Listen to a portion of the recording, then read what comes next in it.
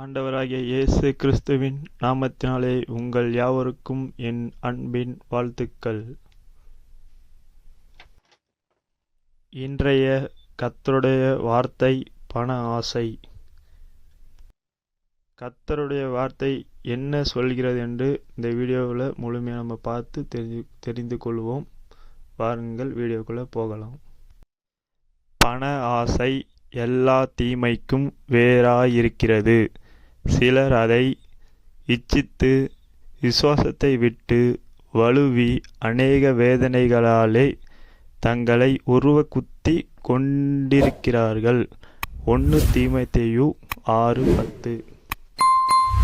இந்த வார்த்தையை கேட்ட பார்த்த யாவரையும் கர்த்தர் தாமே ஆசீர்வதிப்பாராக. மறக்காமல் சப்ஸ்கிரைப் பண்ணுங்கள், லைக் பண்ணுங்கள், கமெண்ட் பண்ணுங்கள். தேவன் தாமே உங்களை ஆசீர்வதிப்பாராக. ஆமென்.